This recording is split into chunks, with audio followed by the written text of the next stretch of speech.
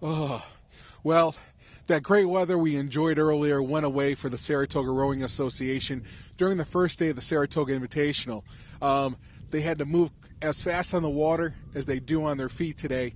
What they did was, if you look behind me, this is the traditional finish line of all the racing here at Saratoga on Fish Creek. You see the orange buoys, and this is the sight line here. Due to high winds at the end of the traditional race course, the finish was moved up 500 meters to allow the racing to get in today. The singles were canceled earlier today. The doubles did go off, and eventually the wind died down enough. The cold weather was still here, and then the singles took off. So after a roundup today, we got some tough Saratoga rowers who battled the conditions and came out on top. And then we're going to get ready for some racing tomorrow, Saturday and Sunday. Hopefully less windy, and boy, I hope a lot warmer.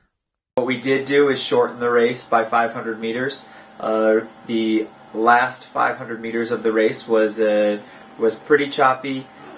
Might still have been rowable, but we didn't want to risk it in the cold weather of somebody catching a wave and flipping or something. So we shortened it by 500, and that enabled us to run the entire race right on time. Even the singles that were canceled at the beginning of the day, we were able to come back at the end of the day and put them back in. There were times when it was pretty consistent, not great rowing conditions, but consistent, and you could focus on the battle between yourself and the boat next to you. There are other times when you get hit by a gust of 30 miles an hour and you just want to keep your boat upright.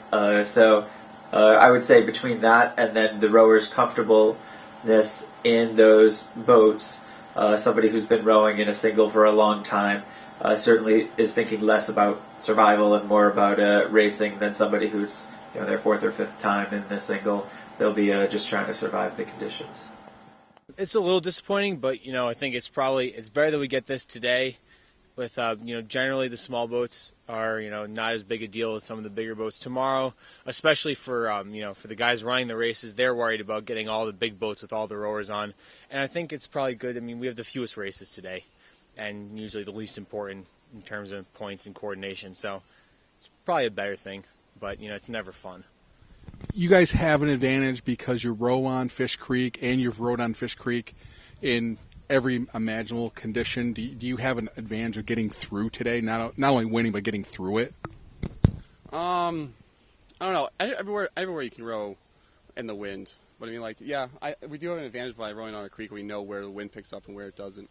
And we usually come out here in most conditions. But I mean, on today, everyone can be a little bit more prepared, but no one's really able to take any decent strokes. Yeah. Looking forward for better weather this weekend and in 2 weeks. Oh yeah. Oh yeah. I'm glad we got to go out and row, but that's it's no one's idea of fun.